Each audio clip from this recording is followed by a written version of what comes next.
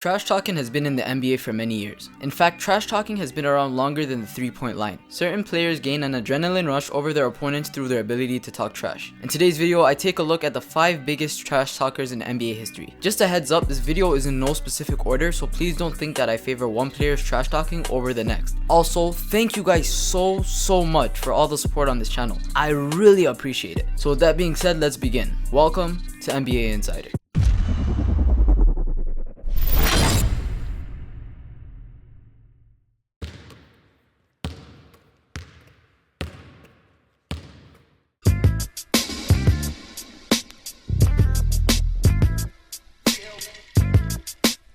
Charles Barkley was an absolute monster on the basketball court. Despite being an undersized power forward, he still managed to average 22.1 points and 11.7 rebounds per game for his entire career. Aside from being one of the best players in NBA history to never win an NBA title, Barkley was and still is one of the biggest trash talkers. He was also a big fan of people who trash talk back to him, as long as you were able to back it up, and Sir Charles certainly was. One day, the Houston Rockets were playing without Hakeem Olajuwon due to an injury and Clyde Drexler against the Chicago Bulls. This left the court open for a head-to-head battle against Michael Jordan and Barkley. According to Jordan, besides the great performances displayed by the two, there were lots of harsh words being thrown around, mostly done by Charles. Charles is not Charles with his mouth shut, Jordan said. That's like me playing with hair. Barkley, like Jordan, did more than run his mouth. He scored 35 points, 19 over his average, and had 14 rebounds. It was old-time trash talking, Barkley said. Charles Barkley was never afraid to say what was on his mind as an analyst for TNT or a player. Like any good trash talker, he would get at any player. He even once went at it with Latrell Sprewell, a player who would later on in his career make the news for choking out his coach.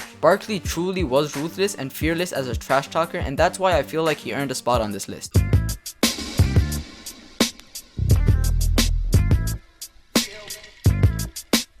Point guard Gary Payton played the game one way and one way only, in your face and personal, and he was great at it. That's how he got the nickname The Glove. Of course, that sort of style extended beyond his skills and onto the basketball court, which is why Gary Payton was an amazing trash talker. In fact, the list of trash talking stories that involve GP would make this video longer than it already is. Some examples include when he once told Sidney Lowe, a former coach of the Minnesota Timberwolves, to sit down, you smurf, or the time he once told an opposing player named Jamie Fake, man, you won't even be in the league next year. He was even known for talking smack off the court as well. NBA star Shaquille O'Neal once described a situation in where he saw Gary Payton in a mall and Payton had said to him, "Remember that time I crossed you up, big fella, and I gave you that thing and you almost pulled your arm out of the socket? You can't guard me, boy. I'm a Hall of Famer. I'm first ballot, boy. I'm first ballot." The unfortunate part about Gary Payton and all of these legendary smack talking incidents is that there is very few actual video evidence. Only the stories remain. Payton didn't just talk bad to scrubs or rookies. Just like Barkley, he too went after Michael Jordan in his first preseason game as a rookie. During a game against the Bulls, just as the ball was being tipped, Gary called out saying, "Hey, I got the young fella," in referral to Jordan. This was major disrespect considering Michael was not only 5 years older than Payton, but also much better than him as well. Regardless, in Gary Payton's mind, nothing and no one was off limits. The audacity to not only talk trash to Michael Jordan, but to do so in his first NBA game solidifies Gary Payton's spot at number 5 on this list.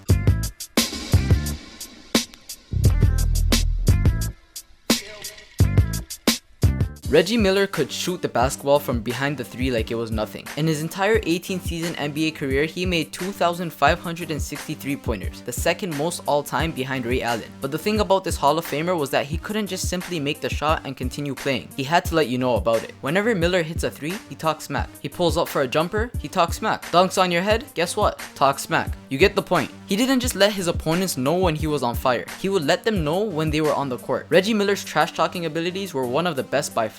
His most legendary moments as a trash talker came in that series against the New York Knicks. He completely got into John Stark's head early in the series. Then he moved on to his next challenge, Spike Lee. He would turn to face Lee and put his hands on his own throat to signal that the Knicks were choking. Just like a few others on this list, Miller also came face to face with Michael Jordan. Reggie Miller, who was a 5-time All-Star and Basketball Hall of Famer, entered the league in 1987 and said his first brush with Jordan came during a preseason game. Apparently Miller was playing pretty well, so with some encouragement from his then teammate Chuck talk person, he started trash talking MJ. Miller says he had 10 points in the first half while MJ had 4, and that's when he started talking. In the end, Jordan ended up with 44 and Miller finished with 12. However, like all good trash talkers, Miller backed up his talk with his cold-blooded shooting at the big moments. For me though, the best part about Reggie's trash talk is how he tries to act like the nice innocent guy that would never talk smack in a game. He reminds me of that one kid who talked smack during the whole basketball game, and by the end of the game you just want to fight him. That was how strong of an effect Reggie had on his opponents. He would get in the heads of his enemies like it was nothing. So that's why I feel like he earned a comfortable spot on this list.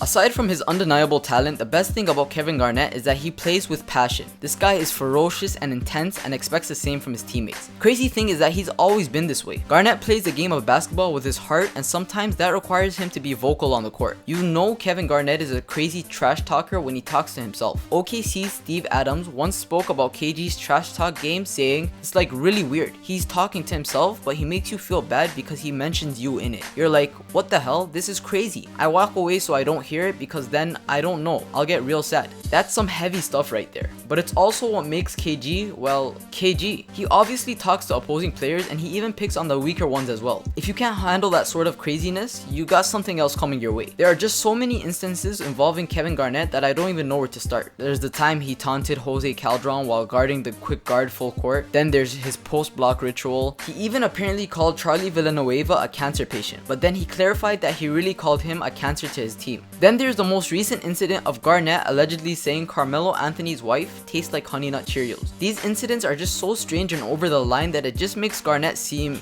insane. But that is the ruthless nature of Kevin Garnett. He will say and do anything to win, even cross the line and make a lot of enemies. While what he does may be morally wrong, it does help him to win basketball games. Think about it. After Garnett said Carmelo Anthony's wife tastes like Honey Nut Cheerios, Melo shot 6 for 26. The Celtics won, and by the time Carmelo went after Garnett following the game, KG had already won. He said what he needed to say. It threw Melo off, and the Celtics won, KG won. He is the ruthless bully that crosses the line simply to get in the opponent's head and win games. As an NBA fan, I love him, but in reality, this guy is one player you don't want to mess with. An easy reason to accept Garnett on this list. Need I say more?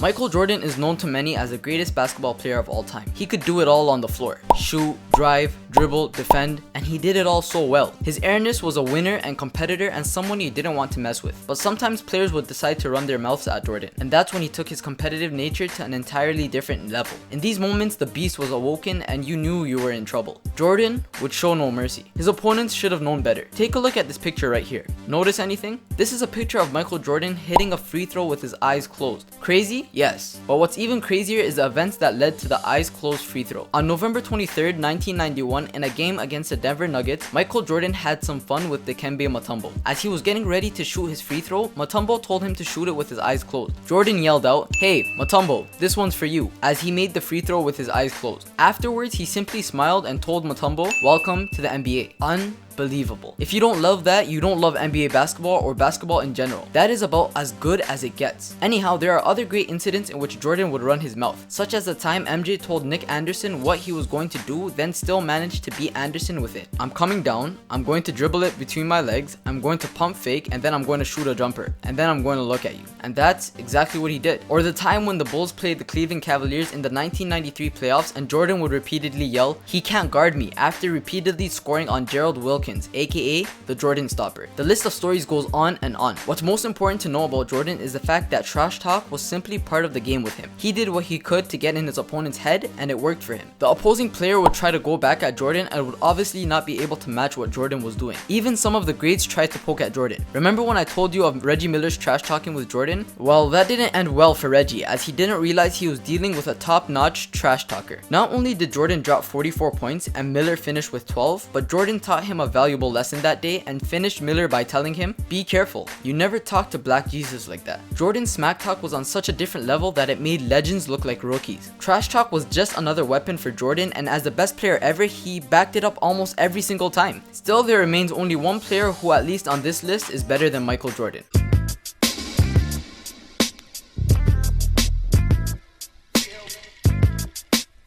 What made Larry Bird such a great trash talker was that you wouldn't expect Larry Bird to be such a great trash talker. But Bird was extremely competitive, and therefore he felt the need to put opponents in their place. With a straight face just like Jordan, he would tell his defender how he was going to score and then do it. He would insult players that were guarding him by telling his teammates he was wide open. Do you understand just how disrespectful that is? Just imagine someone literally saying and acting like your existence has no meaning and that you don't exist, all while you're right in front of them. I don't know about you guys, but I would be pissed. But this was just who Larry Legend was. A smooth operator with a perfect jumper and nasty trash talking skills. There have been a lot of trash talkers in the NBA history, but Bird was so good at it that most of the time you had to wonder, who does this guy think he is? Where do I even start with Larry Bird? He was the trash talking menace. He didn't cross the line like Kevin Garnett. He simply got into his opponent's head and backed up everything he said. He once told an opposing player named Xavier McDaniel exactly how he was going to hit the game-winning shot, and there was nothing McDaniel could do to stop it. That may be my favorite story of Larry Legend talking trash, but here are a few other examples of Bird's trash talking. Before the first 3-point shooting contest he ever played in, Larry went into the locker room and just looked around until someone asked him what he was doing, and he replied by saying that he was trying to figure out who was going to come in second place. In a different 3-point shooting contest, Larry was losing but continued to hit his remaining few shots to tie the game. Then, as he released the money ball for the win, he turned around and put his finger in the air before it went in, hitting nothing but net. Against Dennis Rodman, he would call for the ball while getting smothered by Rodman, claiming he was open. Then he would get the ball, hit the shot, and tell the opposing coach that Rodman was making it too easy by not covering him. Then finally, in a Christmas game against the Pacers, Bird went up to Chuck Person before the game and told him that he had a present for him. During the game, Bird hit a 3 in front of the Pacers bench where Person was sitting, turned to Person and said, "Merry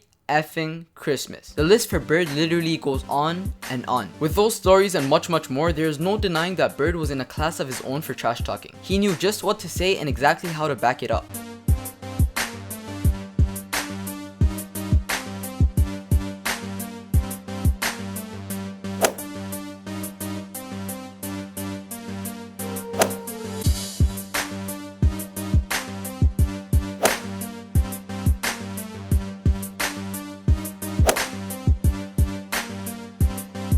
And that concludes the video. As always, if you enjoyed this video, please don't forget to leave a like and subscribe, and please leave comments down below on what other videos you would like to see. Your feedback really helps me out. Also, turn on your notifications to be the first to catch my videos anytime I upload. Until next time, thanks for watching. NBA Insider.